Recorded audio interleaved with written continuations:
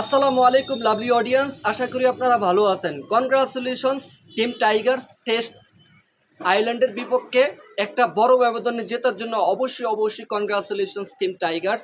এবং বাংলাদেশকে এই লাল সবুজের প্রতিনিধিত্ব যারা করেন আসলে তারা কিন্তু গর্বিত সন্তান।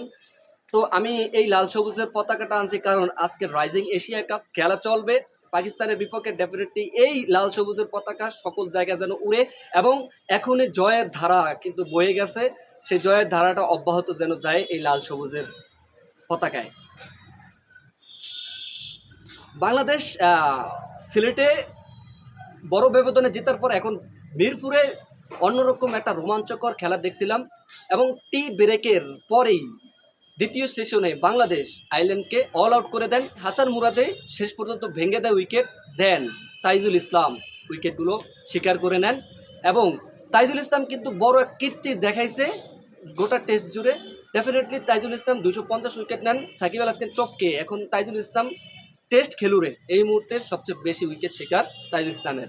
এবং মুশফিকুর রহিমের 100তম টেস্টে অন্যরকম ঝলক দেখেছি। প্রথম ইনিংসে 100+ রান, দেন সেকেন্ড ইনিংসে 100+ রান।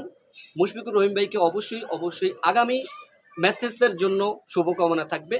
তো যেহেতু আর আপাতত এই মুহূর্তে কোনো টেস্ট নাই, এই টেস্ট শেষ করেছি এবং 2025 সালে আয়ারল্যান্ডের বিপক্ষে টেস্ট চ্যাম্পিয়ন্স এবং 2-0-তে আমরা হোয়াইট ওয়াশ করে ফেলছি আয়ারল্যান্ডকে।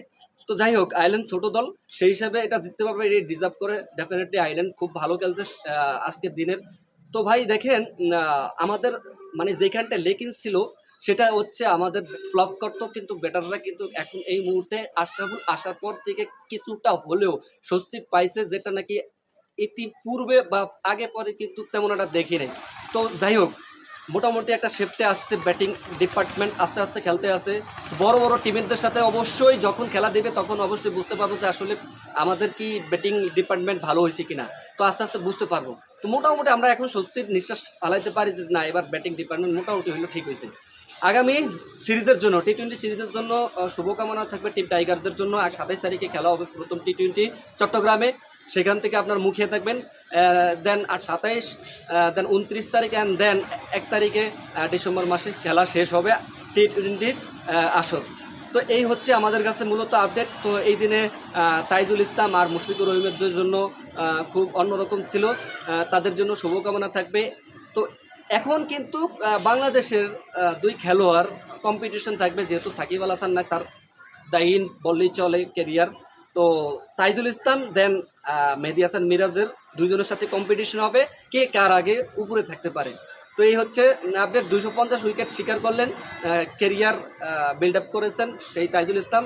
মুশফিকুর রহিম 100তম 100 খেলুড়ে এবং আন্তর্জাতিক পর্যায়ে 11 নম্বরে আছেন বর্তমানে। তো এই দ্যাটস অল।